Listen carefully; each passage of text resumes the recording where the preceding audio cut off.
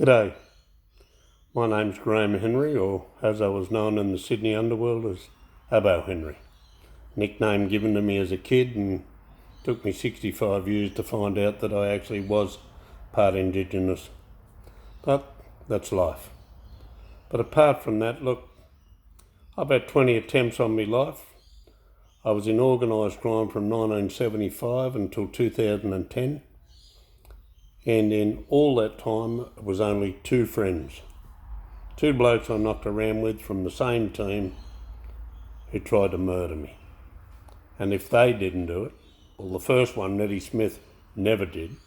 He always got someone else to do it. He hired hitmen from Melbourne, Christopher Dale Flannery, Rentakill, whatever you want to call him, Laurie Prendergast, hired all the big tough guys. They're all dead, mate. I'm still here. Then the other little bloke took over. I call him the clone in the book that I wrote. And the book is called Last Man Standing. You can get it at atreacherouslife.com. That's all you got to do. I'll sign it and I'll send it on to you. Read the full story about the real old school and the true stories, mate. Because I don't talk shit. I'm not a bullshit artist. My name's Graham Henry, not Chopper Reed. I tell it how it is. I don't make up stories. And you've only got to look back at my podcast over the years I've done or anything like that. I tell it how it is, mate. I don't talk shit. I don't give up people. Never have. I talk about the dead. And if I've got to talk about someone alive, I'll give him a nickname. But as I say, I've had all those attempts on my life, and I am the last man standing. I've done every crime you could possibly think of, except steal the baby that the dingoes stole off Azaria Chamberlain in the Northern Territory years ago. I've been blamed for murders, for armoured truck robberies. I've been charged with all sorts of things, but I've never ever been found guilty of any of those charges. The only thing I ever went to jail for was silly violence. Just out of the blue violence. Someone really pissing me off and it was the wrong time, the wrong day, and I'd attack. Just stupid things. But they were the things that stuffed me.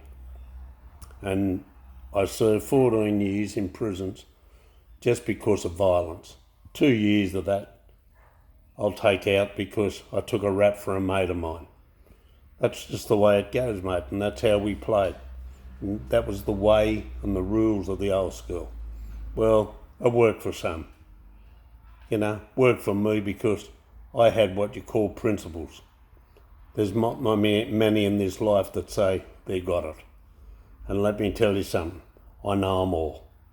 There's plenty that reckon they run around and there's blokes hiding up the Gold Coast that are still on protection from being down here, running around. There's blokes who work for the Crime Commission that have tried to take my life. They work with Detective Standen, who was the Assistant Director to the Crime Commission in Australia. And in Sydney mainly, but he, along with this informant that I call the clone, they tried to knock me. They tried and they couldn't get me and they couldn't get me. They tried time and time again, and I always let them come to me. I never went out of my way to try and get them. I always let them come to me, because if they were caught and I got them, then they were out of place. They were way out of their area they came from, and they look bad. So that's how I played. I played it smart. Now read the book, have a look at it. Please get it. It's the truth. It's called Last Man Standing, and you get it at atreacherouslife.com. I'll sign it for you. I look forward to hearing from you, and if anyone ever wants me for a speaking engagement up the Gold Coast, in Sydney, whatever, I'm always here for it. So until then, take care, do your best, keep on your feet.